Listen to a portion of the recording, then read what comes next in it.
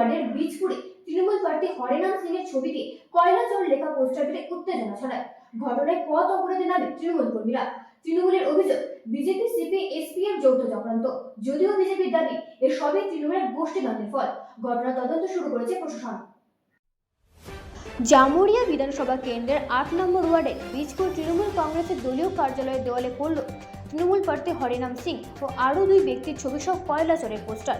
সোমবার সকালে দলীয় কার্যালয়ের বাইরে এমন পোস্টার সামনে আসতেই তৃণমূল নেতৃত্ব ও কর্মী সমর্থকদের মধ্যে চাঞ্চল্যের সৃষ্টি হয়। প্রসঙ্গত উল্লেখ্য যে জামুরিয়া বিধানসভা কেন্দ্রের তৃণমূল প্রার্থী হরেনাম সিং বিভিন্ন সময় এবং বিভিন্ন ক্ষেত্রে যার নাম একাধিকবার সংবাদ মাধ্যমে উঠে এসেছে। কখনো তার নামের সমর্থনের দেওয়াল লিখনে গোবরের প্রলেপ, কখনো ভরা জনসভায় মুখ্যমন্ত্রীর মুখে তার ছেলের বিরুদ্ধে সতর্কবাণী, কখনো আবার নির্বাচনী প্রচারে বেরিয়ে জনসাধারণের ক্ষোভের মুখপাত্রী।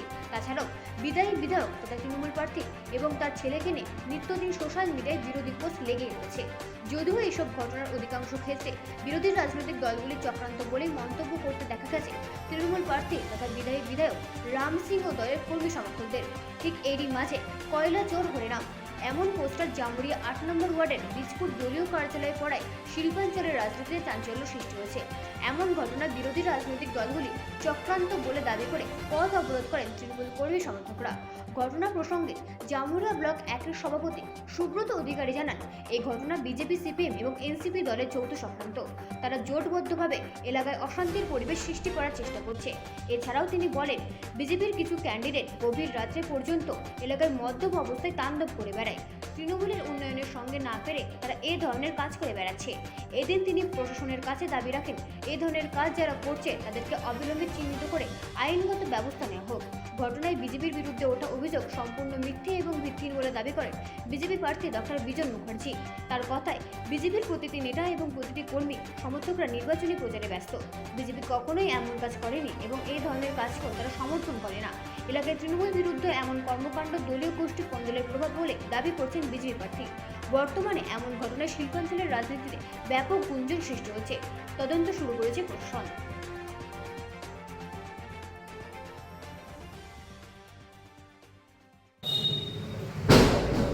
বিজেপি বা ভারতীয় জনতা পার্টি এখন নিজের প্রচারে এতটাই ব্যস্ত যে আপনার কে পোস্টার কীভাবে লাগালো, কে পোস্টার কালিমালিপ্ত করলো, কে দেওয়ালে কী লিখেছে, বিজেপি এসব কাজ কখনো করে না। বিজেপি একটা খুব অর্গানাইজড এবং অনুপ্রাণিত, অনুশাসিত দল।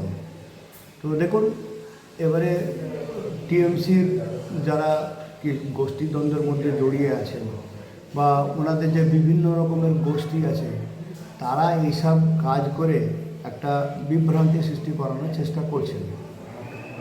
দেখুন, এমনি বিজেপি এইসব যে কাজ কখনো করবে না, আমি যেমন আগেও বলছি, এখনও বলছি। আর যেখানে এখানে ঘটনাটা ঘটেছে, আমার মনে হয় সেখানে সিসিটিভি ক্যামেরা আছে বা অন্যান্য আপনার লোকজন যাতায়াত করছেন, তারা তো কন্টিনিউয়াসলি হয়তো দেখতেই পাবে যে কারা এই কাজ করছে বা কারা এই কাজ করেছে। আর বীজপুর এমনিতে শান্ত গ্রাম, বীজপুরে কখনো ঝগড়া ঝামেলা কখনো কিছু হয় না। তো আমার মনে হয় নিজেদের গোষ্ঠীদ্বন্দ্বের ফসলকে অন্যের ঘাড়ে না চাপিয়ে নিজেরাই সেটা নিয়ে একটা তদন্ত শুরু করুক এবং দেখুক যেটা কারা করেছে, এবং তাহলে তারাই প্রকৃত ঘটনাটা বেশি আসবে। অন্যের ঘাড়ে দোষ চাপিয়ে বন্দুক চালানোটা আমার মনে হয় না এটা কোনো ভালো কাজ হবে। কী মনে হচ্ছে এটা গোষ্ঠী? নিঃসন্দেহে গোষ্ঠীদ্বন্দ্ব, ওনাদের প্রচুর গোষ্ঠী আছে, ওনাদের মধ্যে প্রচুর গোষ্ঠী আছে।